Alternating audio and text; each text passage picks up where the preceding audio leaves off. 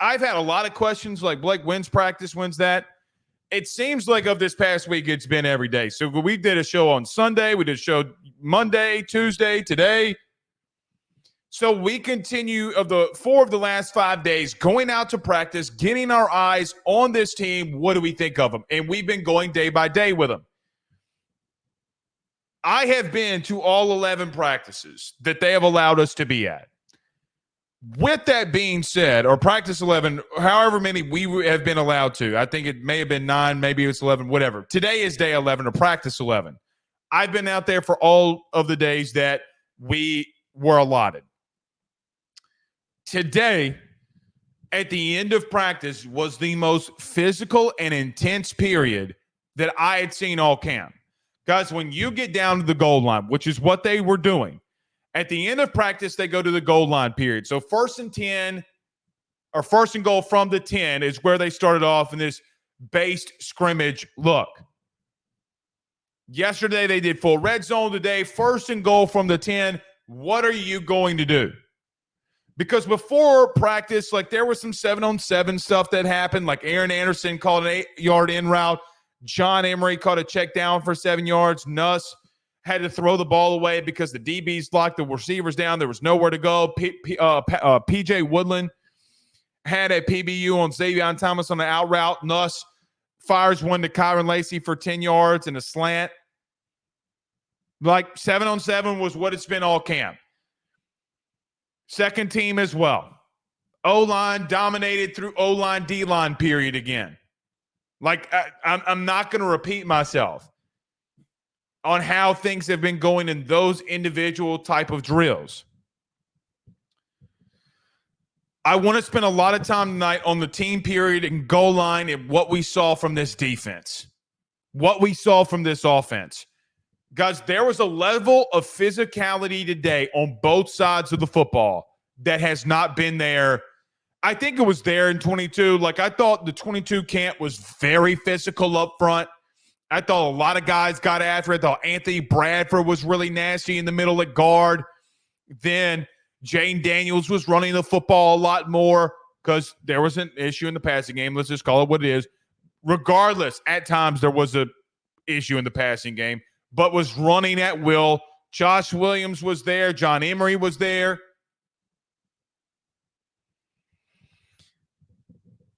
I'm not going to say it was the most physical practice under Brian Kelly, but as he mentioned today in his press conference, today was about a mindset. Let's talk about the coach speak of what he meant. Basically, it's like, hey, man, we're having some issues. We're not consistent enough. But, man, I tell you what, we're going to be a very balanced team. We're going to be in some close games. We're going to run the football and lean on some teams. And basically what Brian Kelly told you today without telling you is, hey, man, we might have found something defensively.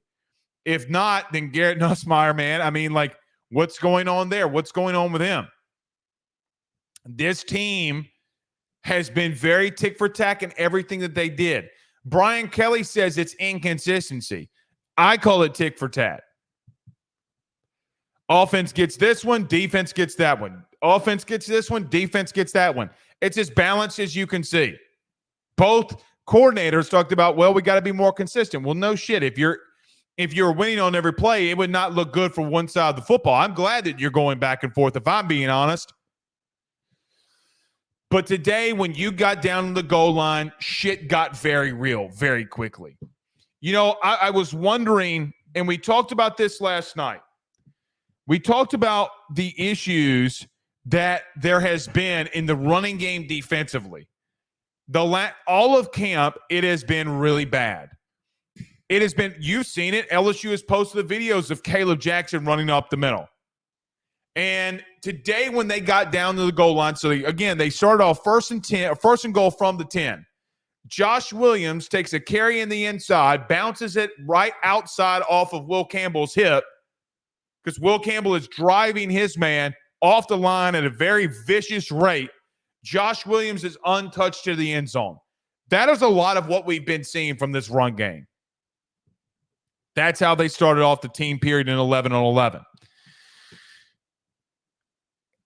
After that, they would go to the second team. So first team defense, first team offense, the offense scored, you're done.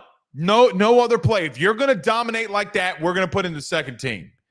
Something very interesting started to happen because Caleb Jackson would get a 5-yard carry. Caden Durham would go for 3. So 3rd and 2 or 3rd and goal from the 2. They would throw the football. P.J. Woodland would bat the ball down on Xavion Thomas. Then they go for it on 4th and goal, and Collins gets sacked. Then the next 5 plays would be the most intense that we have seen, arguably in the Brian Kelly era. Because the first team defense and the first team offense would go out in goal line. And it's 1st and goal from the 5 now. So you're in the red zone. You're at the goal line. You're about to go in to score. And the defense stood up pretty big. Caleb Jackson gets a carry. No gain up the middle. Caleb Jackson, and that's on 1st down. On 2nd down, Caleb Jackson gets a run for no gain up the middle. That was 2nd down. Your 3rd and goal from the 5-yard line. This defense had stood up big through 2 downs. Stonewalled this offensive line. Greg Penn pitting, trading the A-gap multiple times, getting stops. Harold Perkins penetrating the A-gap, tackling. Caleb Jackson at the line of scrimmage. And so help me God, in my mind, I'm thinking, where in the hell has this been? It's what I've been thinking. Because Greg Penn and Harold Perkins would get those first 2 stops. Caleb Jackson on 3rd down and 5, or 3rd down and goal from the 5, gets a carry up the middle for 3 yards. Jacoby and Guillory, God bless him, gets I don't know how to say this, gets in a tussle with Emory Jones. I see a helmet fly. I don't know if it's Jacoby and Guillory's, but he's the only one without a helmet on. Him and Emory Jones are in it. Emory's got his hands up like, hey, man, I didn't do anything. I just dominated on this play. And Jacoby and Guillory kind of got in the fight, and then Bo Davis runs over there and is like, hey, man, this is football. Get over it. In a game, we lose because of you. We're losing in the game if you take off your helmet and throw it. We're going to lose. You know what I noticed? 3rd down and goal from the 5, you made another stop. I don't give 2 shits about that helmet being thrown during practice. I'm glad Bo Davis was there to settle it when it needed to be settled.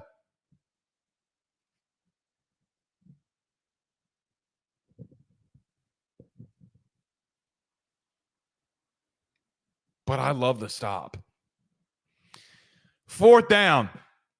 So what happened here is you had an offsides penalty or a false start penalty or offsides penalty by the defense on that third down play. Brian Kelly talked about it in his press conference. We read it off like we want to see what's actually happened. We'll fix the guy being offsides. All right, sounds good. So 4th and goal. They run it up the middle again with Caleb Jackson. Ask any media member that you want. Ask any media member you would like to. If you don't want to believe me, I know that the offense scored. Caleb Jackson up the middle on 4th down. They allotted him the touchdown. He wasn't in. We had a goal line view down the line. I know Bryce Kuhn was there. I know Wilson Alexander was there. And I know Zach Nagy. We were all standing down the goal line watching that 4th down run. In my humble opinion, unless video evidence shows me differently, it did not look like he got in. It looked like the defense made a stop. Guys, they were out there absolutely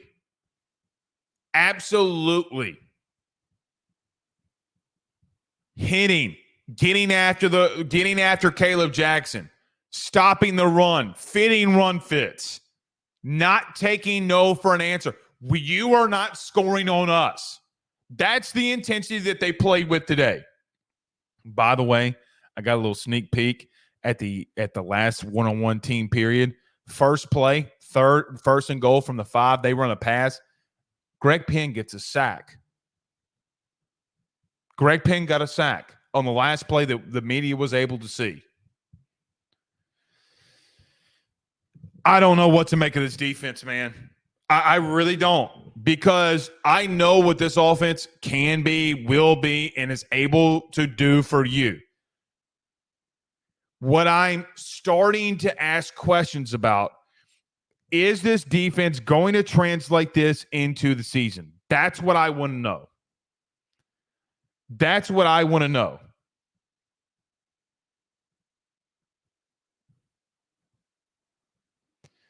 I don't think that this offense is going to be bad at all. I think Garrett's going to be fine. I think this running game is going to be really fine. I think you're going to be fine.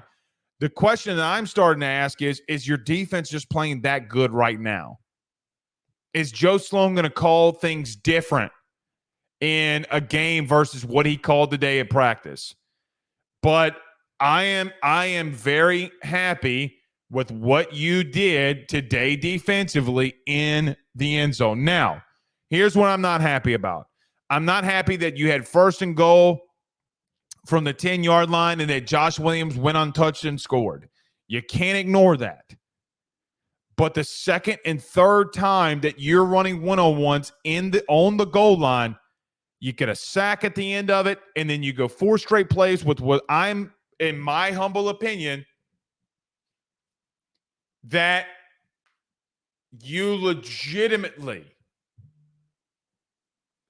did in stopping the run. Now, Brian Kelly came out in the press conference and said today that, and he's talking about after when we left. So Greg Penn gets sacked. Garrett Nussmeier on the goal line throws a touchdown, but it gets called back by a holding. I think that there are some things out there that they clearly don't want us to see. Some of the passing plays that they want to run in the end zone. I don't mind that. I mean, I really, really don't. If they want us out when they're doing pass stuff at the goal line, fine with me. What I know is for 4 straight plays, Caleb Jackson, who's been a bull all camp long, got stopped. Even though Frank Wilson ran over to the referee and made him and forced him to give him a touchdown. That happened. That happened. What I do know is that the referees, the side judges, did not award him a touchdown until Frank Wilson made him. Just didn't happen. And Frank was behind the play. He couldn't have seen that. He had no idea if he was down or not.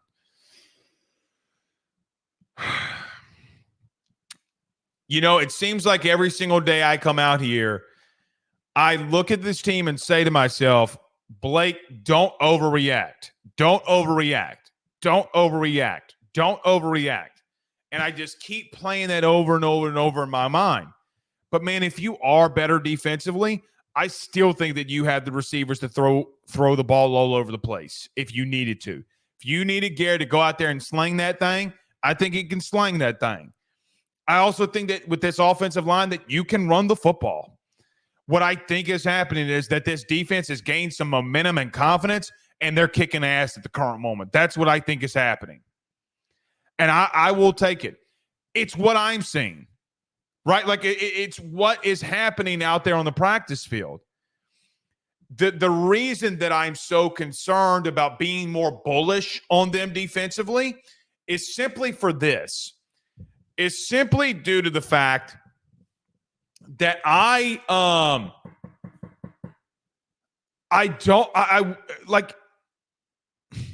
my brain and my eyes know what they're seeing. My gut tells me to hold off until they play a game.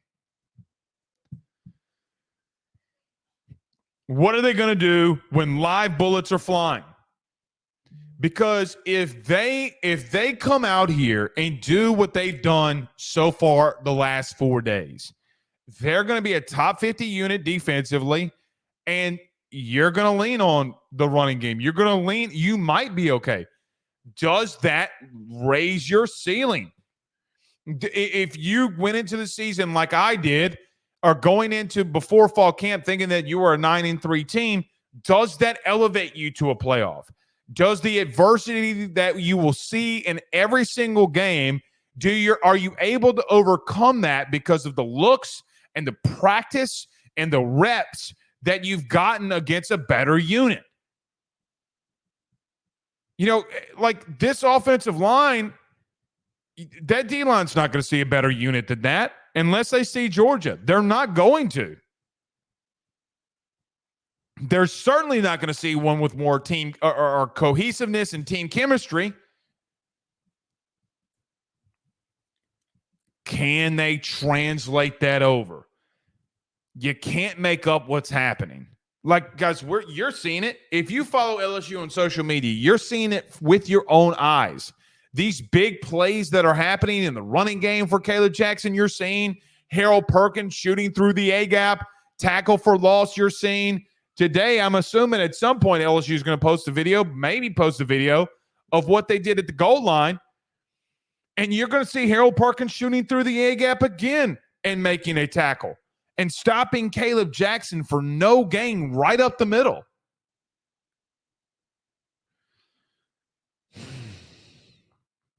I don't know what to make of this team. I really don't know what to make of them. We're going to get to Brian Kelly's thoughts in just a moment in his press conference. To me, I think his words today about being balanced, being a physical team, we're seeing a lot more consistency. Guys, he literally came out today. BK literally in his press conference today came out and said today, I think we've turned the corner defensively in some areas. You damn right you have. You're god dog right you have.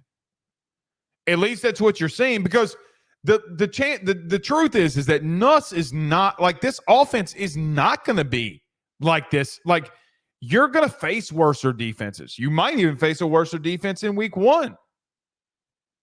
That's a possibility that may happen. How is this working with Garrett Nussmeier? This entire offense with Joe Sloan calling plays. Is that the camp reaction that you're getting? Now, they got into the spring and they were throwing it all over the place. They were lighting the scoreboard up. That's a strong possibility of what may happen here. But, man, I think that you're seeing a team that's playing with so much confidence and cohesiveness and togetherness defensively that it's outshining everything else. Right? Like, I think it's outshining everything else. Guys, I stood up today. And if you want to give it an offensive period because they score or that it's split, I mean, guys, it's 50-50 here. The two periods that we saw, one was a very great run by Josh Williams that the offense scored on. The next one was a masterclass in stopping the run at the goal line. I don't know what else you want. I don't know how to make 50-50. Like, I don't know what you take from a team being this balanced and 50-50 all the time. Yesterday, we talked about 7-on-7 went the offense's way by one. They won 7 reps. Defense won 6 reps. Today was a lot of the same. It was 7-5. 7 on offense, 5 on defense. Like that, I don't know what to make of the balance and evenness.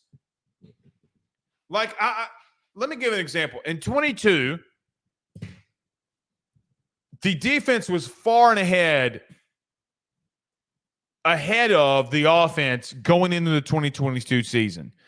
The inverse happened last year, and this year it's balanced. They get them here, then defense gets them there. Then Garrett Nussmeier throws a touchdown, then Garrett throws a pick. Then Caleb Jackson gets a run right up the middle and goes for 7. Then you get to the goal line, and this defense stops them on 4 straight plays. That might mean that you have a good team. You might not have a generational team, but you might have a very good team. Like, damn, man, LSU won 10 games in the regular season, and that's because that they were really balanced and overcome some adversity, and they're a playoff team. Or the opposite could happen here, and that you're struggling on offense and that you're letting a really bad defense get off on you.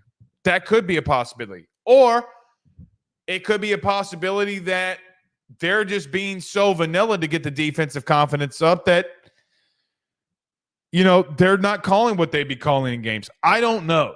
But I haven't seen the defense look like this in 18 months.